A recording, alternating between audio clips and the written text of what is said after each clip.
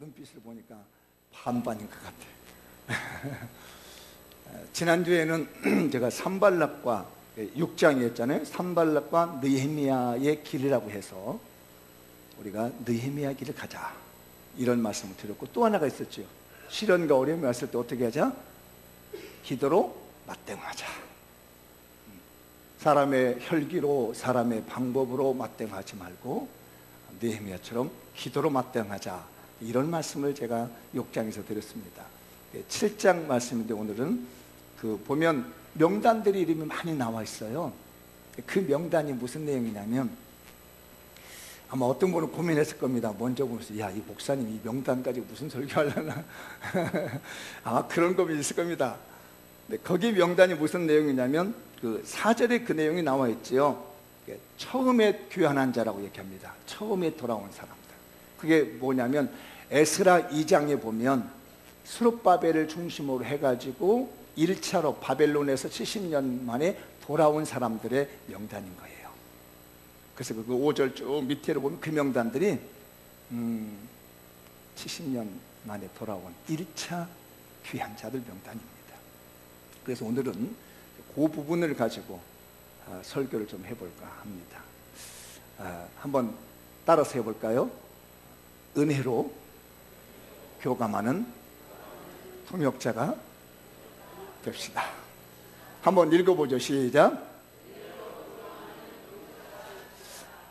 오늘 설교가 조금 어려울 것 같은 생각이 들어요. 앞부분이. 뒷부분은 그런대로 좀 이해가 쉬울 것 같은데, 앞부분은 조금 어려울 것 같은데 좀 정신을 집중해서, 마음을 집중해서 좀 들어보셨으면 좋겠어요. 한 번만 더 읽어볼까요? 시작.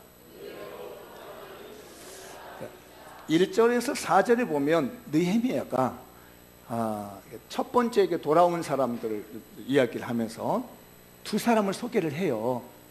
그 두 사람이 누구냐면 자기 동생, 2절 나오죠. 자기 동생 누구예요? 하나니. 이 하나니가 어떤 사람이에요? 페르시아까지 찾아와 가지고 느헤미야가 예루살렘의 상황이 어떻게 되었다는 것을 말해줬던 사람이죠. 1장에서 기억나시죠? 이 자기 동생 하나니하고 또 그 다음에 영문 관원 하나냐라는 사람이 나와요. 두 사람 얘기를 하거든요. 두 사람을 뭘로 세우셨어요? 문지기에 관리하는 책임자로 세웠다는 얘기입니다. 이 두 사람을. 그래서 이거를 우리 주경학자들은 반반 맡겼다.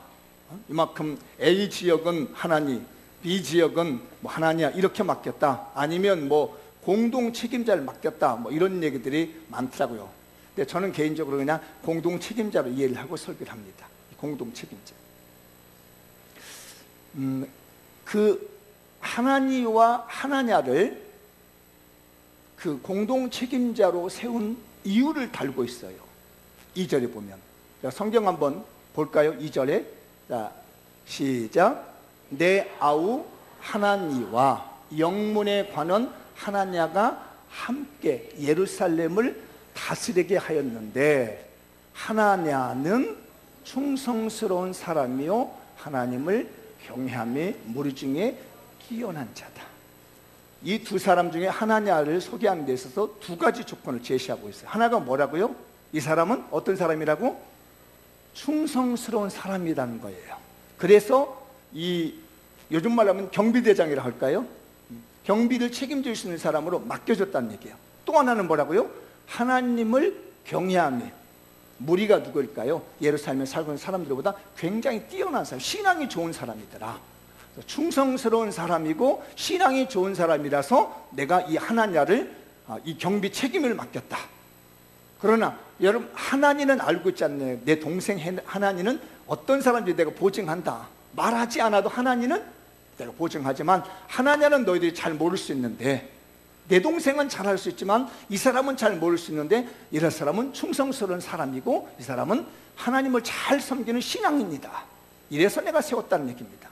그런데 여기에서 우리가 좀 볼 게 뭐냐면, 충성스러운 사람이란 단어를 정신을 좀 들고 봐야 됩니다. 충성스러운 사람.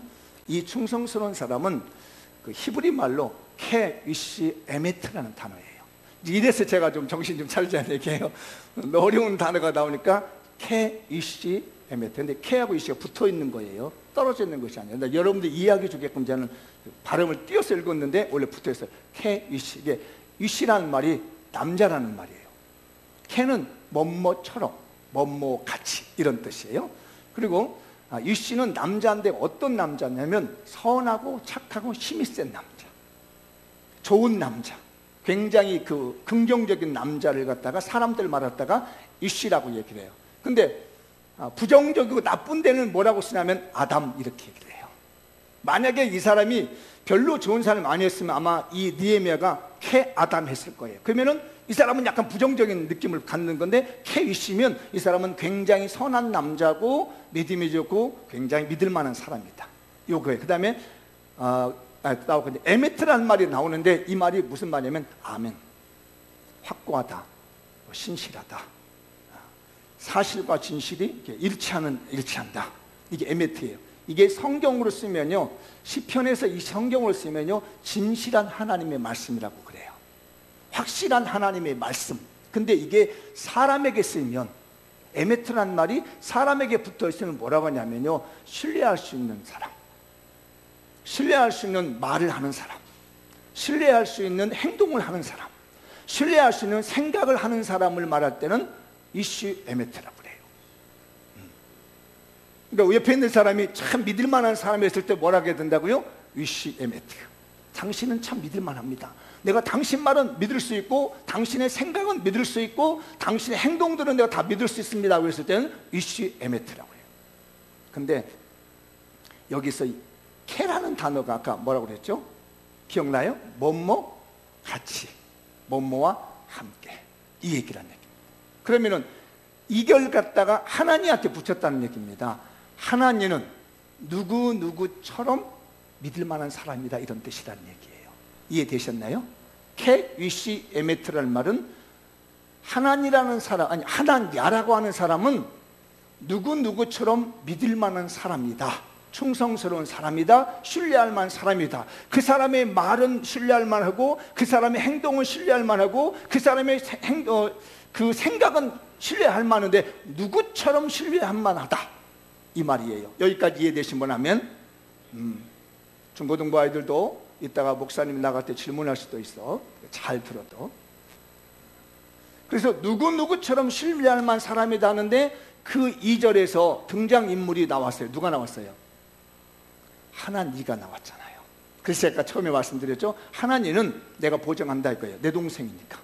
그런데 하나냐는 잘 모르지, 하나냐도 하나니처럼 말과 행동과 생각이 믿을 만한 사람이야, 확실한 사람이야. 그렇기 때문에 이 사람을 내가 책임자로 세웠어, 이런 얘기를 하는 거죠. 여기까지 아셨죠? 그 다음에 이 하나니라는 이름하고 하나냐라고 하는 이름의 뜻이 있습니다. 하나 이름이 비슷하죠, 그죠? 이 하나니라는 뜻은 무슨 뜻이냐면 은혜롭다라는 뜻이에요. 하나니는, 하나니가 누구라고 그랬어요? 느헤미야의 동생인 거예요. 이 사람은 은혜롭다라는 뜻을 가지고 있어요. 근데 하나냐는 뭐라고 한다고요? 여호와께서 은혜를 베푸셨다는 뜻이에요. 그래서 공통점을 찾으니까 은혜라는 말이 나와요. 은혜. 그리고요 또 하나, 이게 좀 문법적인 얘기인데, 히브리어에는 뭐가 있냐면 연계형, 독립형이라는 게 있어요. 그래서 어떤 단어를 쓸 때 이 독립적인 의미를 가지고 있을 때는 독립형이라고 그러고요, 이 단어가 혼자 의미를 갖지 못할 때는 누구 단어 연결을 지어놓습니다. 이걸 연계형이라고 그래요. 그래서 아까 케라고 하는 단어는 독립적으로 말하잖아요. 연결시켜 놓는 겁니다.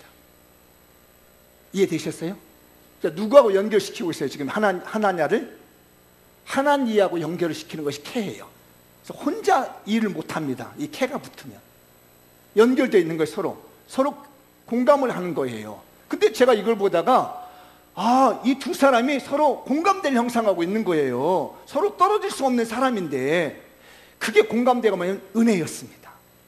이 사람 두 사람은요, 은혜를 가운데다 두고, 하나님이 주신 은혜를 가운데다 두고 서로 떨어질 수가 없는 거예요. 이게 연계형입니다. 이 사람을 쪼개놔 버리면, 이 단어를 쪼개놓으면 서로 아무런 의미가 없는 거예요. 근데 절대 못 쪼개는 거예요, 이게. 자, 목사님과 성도들을 쪼개놓으면 어떻게 될까요? 절대 의미가 없는 겁니다. 성도가 없는 목사, 양이 없는 목자가 존재할 수 없어요. 목자가 없는 양이 있을 수가 없습니다. 이게 바로 히브리어가 말하는 연계형이라는 거예요. 뗄 수 없는 관계예요. 서로 뭔가 교감을 했을 때 존재의 가능성이 있는 거, 의미가 있는 겁니다. 나 혼자로서는 절대 의미를 찾지 못하는 거, 나 혼자서는 도저히 어떤 존재감을 못 찾는 거, 이걸 갖다 말할 때는 연계했다는 얘기예요.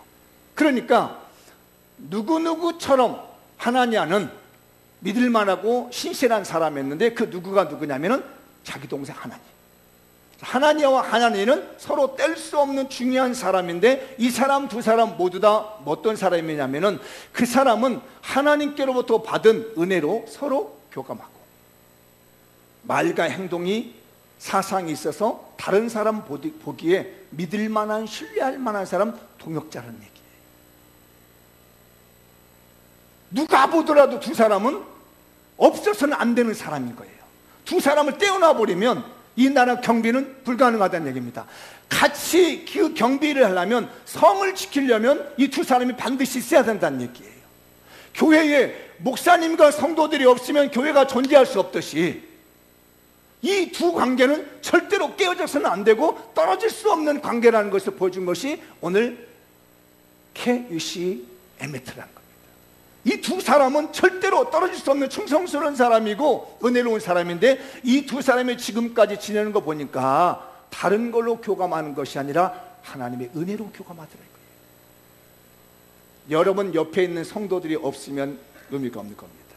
그런데 우리가 예배당에 와서 서로 교감할 것이 있습니다. 그게 하나님의 은혜로 교감하는 거예요. 세상의 사업가 가지고 여기 와서 교감하는 게 아닙니다. 예배당에 와서는요, 세상의 어떤 노름 가지고, 술 먹는 거 가지고, 무슨 사업 가지고 와서 교감하면요, 나중에 사업 한쪽 망하게 되잖아요. 그러면 떨어져 버립니다. 그래서 하나님의 집에서는, 성전에서는 뭘로 교감하냐? 하나님의 은혜로 교감합니다. 우리 사랑하는 성도들이요, 우리 모든 성도들 다른 걸로 교감하지 마시고 은혜로 교감합시다.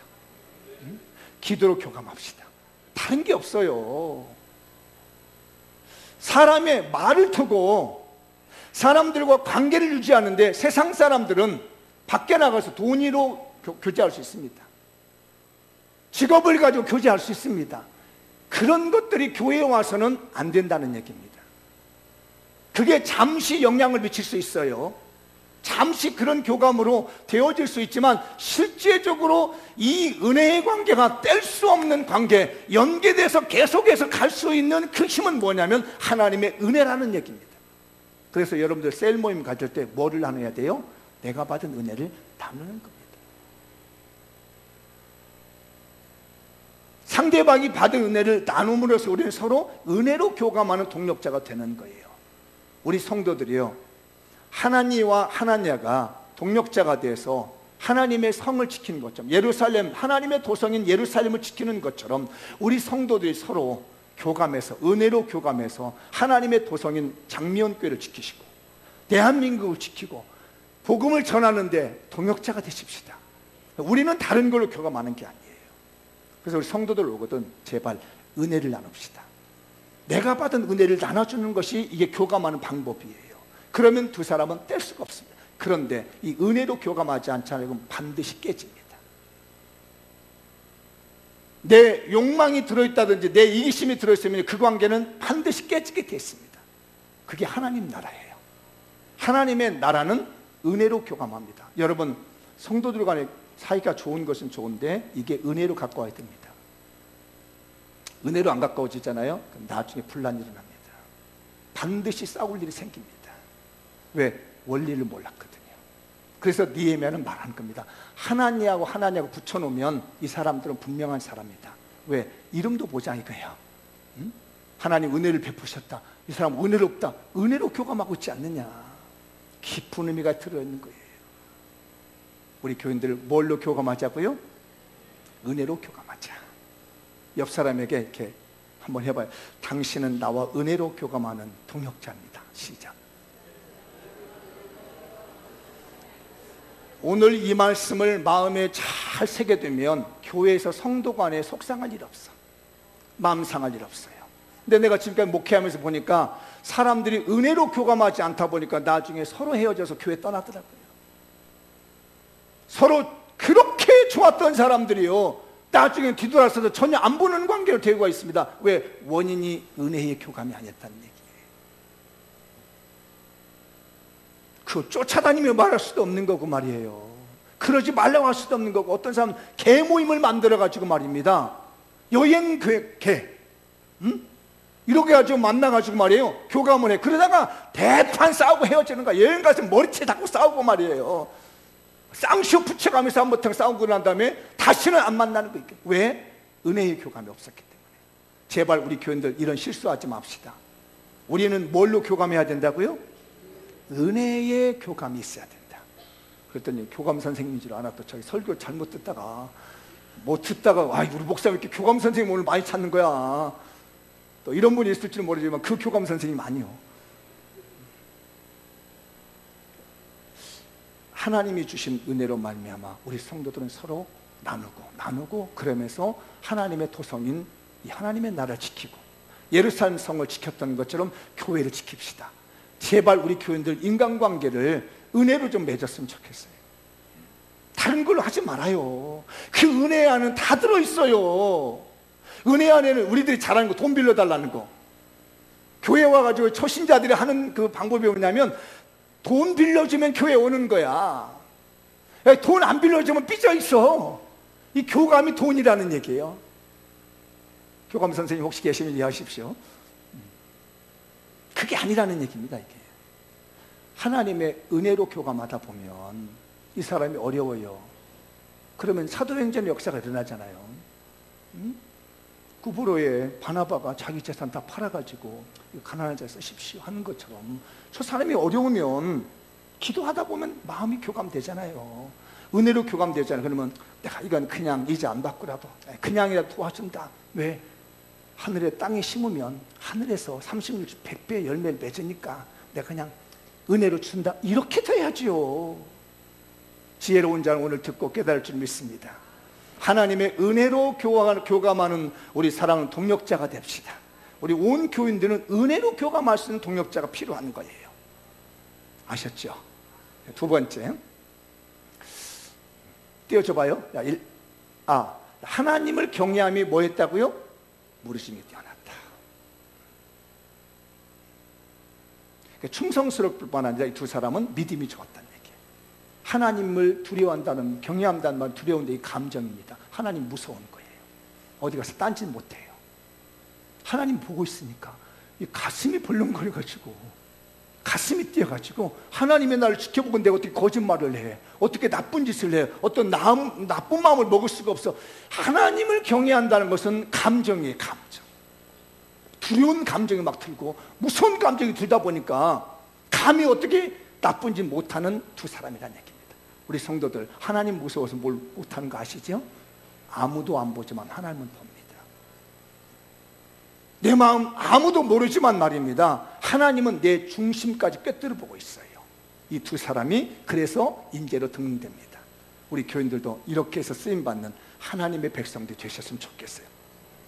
그 다음에 여호와의 그 앞에 있는 기념책에 기록되어져가는 영광이 우리에게 있었으면 좋겠다.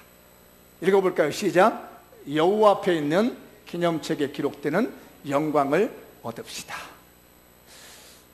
오늘 그 제목이 마음의 감동이라는 거예요. 그러니까 느헤미야가 지난주에 며칠 만에 성벽을 다 쌓았죠? 기억나시나요? 52일 만에 성벽을 다 쌓습니다. 도비아나, 산발랏, 게셈 사람, 이런 여러 사람들이 힘들겠지만은 느헤미야가 50일 만에 성벽 딱 끝내버린 겁니다. 그런데 성벽을 다 쌓아놓고 봤는데 그 성 안에 사람이 없는 거예요. 그게 오늘 그 4절 여러분 보시면 나오죠? 사람이 없는 거예요. 사람들이 안 살아요. 다 다 흩어져 버리고 사람들이 성 안에 진작 예루살렘 성에서 사람들이 살아야 되는데 안 사는 거예요. 왜 안 사나 했더니요, 이게 그 예루살렘 성은 공격을 많이 받아요. 전쟁이 많이 나. 그러니까 시끌벅적하는 거야. 그래서 어디로 가냐면 저 변방으로 다 조용한 데가 시골 가서 농사짓고 그냥 아무도 자기를 괴롭히지 않는 곳에 가다 보니까 성은 만들어졌는데 성에 사는 무리들은 적었고, 그래서 4절에 나오는 겁니다. 사람이 안 사는 거예요. 그래서 이 느헤미야가 고민입니다. 나중에 이 성경에 한 11장 정도 가잖아요. 그 이제 성을 사람을 채우는 일이 나오거든요. 뒷부분에 가면 비어있는 성을 채워요. 생각하고 기도를 하는데 하나님이 감동을 주십니다. 마음에 감동을 주시는데 무슨 감동을 주냐면, 옛날에 그 에스라 아까 2장 있었잖아요. 거기서 1차에 돌아온 사람들의 명단이 어떻게 되냐 한번 봐야 되겠다.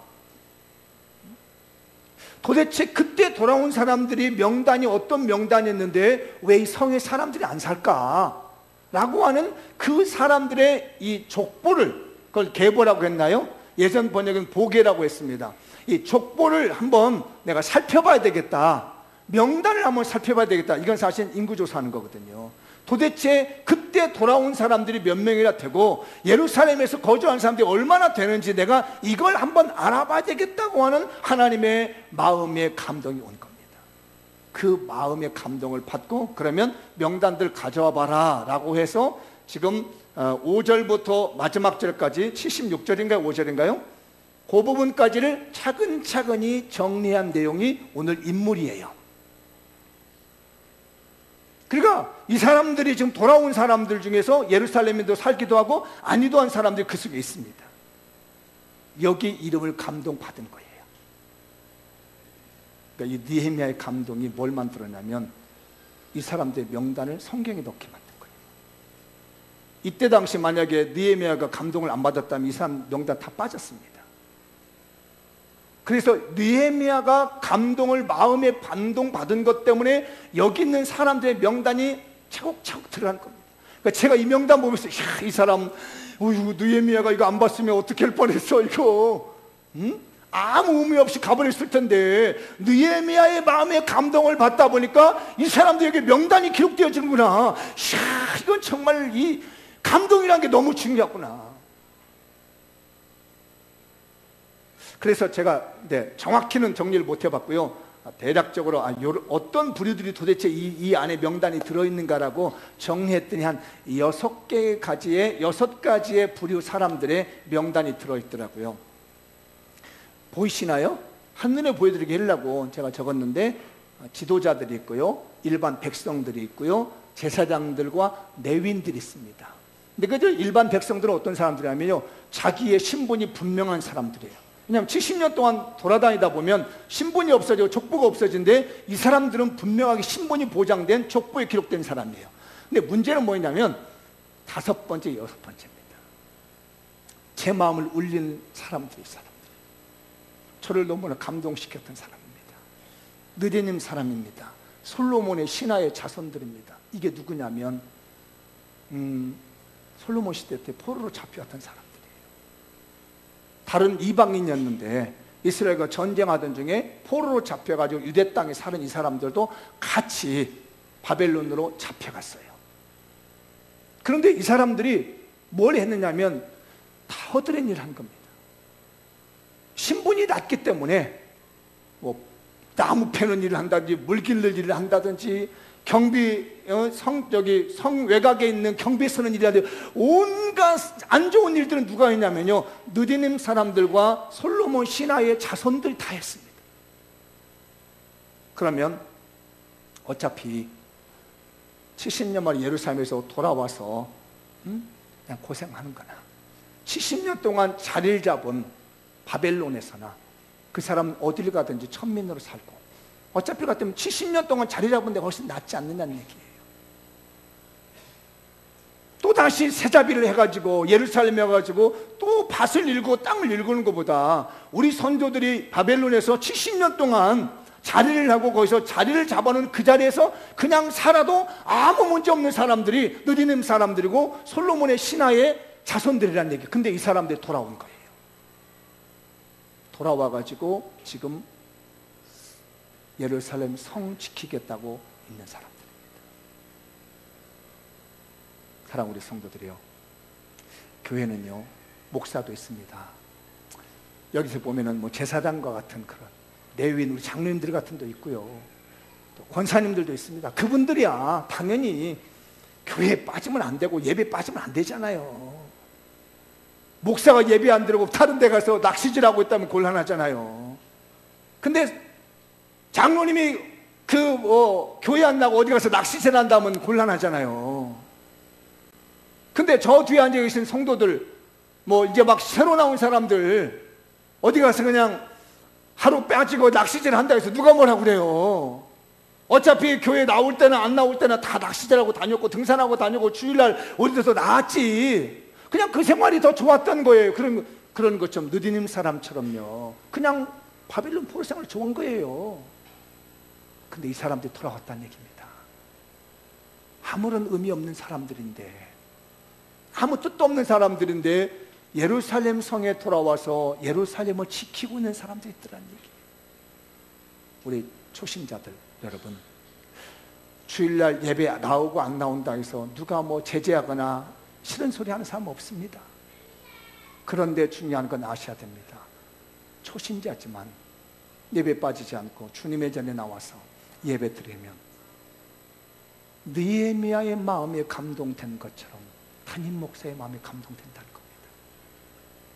이건 중요한 겁니다, 여러분. 느헤미야의 마음이 감동되니까 이 사람들이 성경에 이름이 기록되어 있어요. 그런 초신자들이 예배 빠지지 않냐고, 하나님의 전을 지키겠다고 예배를 드리겠다고 와서 앉아 있으면 그 모습을 보면서 담임 목사의 마음이 감동된단 말이에요. 그러면 어떤 일이 벌어지느냐? 여호와 앞에 있는 기념책에 그 사람의 행적이 기록된다는 얘기입니다. 느헤미야의 마음에 감동되니까 아무런 의미 없는 사람들의 이름 명단들이 여기 지금 직장에 빼곡하게 기록되게 되는 것처럼, 교회를 담임하고 있는 담임 목사의 마음에 감동이 되고, 정말 저 사람 괜찮구나, 믿음의 사람이구나, 은혜의 사람이다라고 기억되어지면 그 사람이 여호와 앞에 있는 기념책에 이름이 기록되어지는 영광을 얻게 된다는 말이에요. 하나님의 마음을 감동시키는 건 먼저 하나님과 하나님처럼 사람들이 보기에도 신실하구나, 담임 목사 보기에도 야 저분의 믿음은 참 괜찮구나 라고 인정이 될 때 기념책이 기록된 겁니다. 우리나라의 상벌 규정에 의해 가서 말입니다, 그냥 아무나 상을 주는 게 아니란 말이에요. 상벌 규정의 위원회에서 이 사람의 행동과 삶의 면밀하고 생각과 사상과 말과 행동들이 그 사람이 하고 있는 사실과 진실이 정확한가를 갖다가 다 확인한 다음에 상을 주고 훈장을 주는 거 아니겠습니까? 대한민국 독립을 위해서 많은 애썼던 독립투사들 이름 없이 갔습니다. 우리나라에서 그렇다고 그래요. 독립투사 하면 가난은 거지 된다고 말이에요. 얼마나 가슴 아픈 얘기입니까? 제가 그 얘기를 듣고 너무너무 가슴 아팠습니다. 대한민국을 세우기 위해서 독립투사라는 분들이 다 가난하고 거지처럼 산다는 말을 듣고 너무너무 가슴이 아파요. 왜? 상벌 규정을 정할 수 있는 기관에서 그들의 행적들을 기억하지 않았다는 얘기예요. 그렇기 때문에 그들의 행적이 없기 때문에, 그에 상응하는 기록이 남지 않았기 때문에, 그에 상응하는 이름이 없기 때문에 거기다 뭘 해줄 만한 게 없다는 얘기입니다. 느헤미야의 마음을 감동시켜서 하나님께서 그 명단을 기록하게 하신 것처럼 오늘날 교회에서는 담임 목사의 마음을 감동시켜서 그를 기억합니다. 그리고 여호와 앞에 있는 기념책에다가 이름을 올려놓은 거예요. 그것이 오늘 5절 이하에 있는 명단입니다. 우리 장미연교회 성도들, 직분이 권사님이든 장로님이든 집사님이든 이런 것들도 중요한데, 더 중요한 건 내 행적이, 내 의로운 삶이 여호와 앞에 있는 기념책에 기록되는 것 중요합니다. 오늘 여기 앉아 계신 여러분들의 모든 삶의 행적들이 여호와 앞에 있는 기념책대로 그대로 기억됐으면 좋겠어요. 잊어볼 만한 사람인데, 기억도 못할 사람인데 하나님이 느헤미야의 마음을 감동해서 성경책에 기록하는 것처럼 우리 교인들의 행적들이 여호와 앞에 있는 기념책에 한 사람 한 사람 기록되는 영광이 되시고 하나님의 은혜의 삶 됐으면 좋겠어요. 그래서 말라기에서 이 말씀 하잖아요. 3장에서 마지막 그 부분 읽어보겠습니다. 3장 16절 시작. 그때에 여호와를 경외하는 자들이 피차 말하며 여호와께서 그것을 분명히 들으시고 여호와를 경외하는 자와 그 이름을 존중히 여기는 자를 위하여 여호와 앞에 있는 기념책에 기록하셨느니라. 서로 말한다는 얘기입니다. 그분 너무너무 잘하고 있어. 초신자인데 얼마나 예배를 참석하는지 몰라. 주일도 빠지지 않아. 가야 되는데 다른 데 안 가고 예배 드리러 오고 있어. 너무 말을 잘해. 그러니까 하나님이 딱 그걸 들으시고 여호와 앞에 있는 기념책에다가 그의 행적을 기록한다는 얘기예요.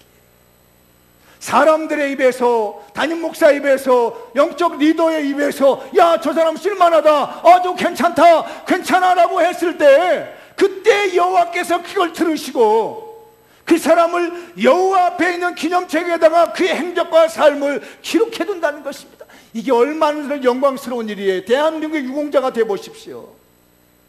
그가 애쓰고 수고한 것에서 우리 대한민국의 유공자가 되었을 때 그에게 돌아온 혜택이 얼마나 큽니까?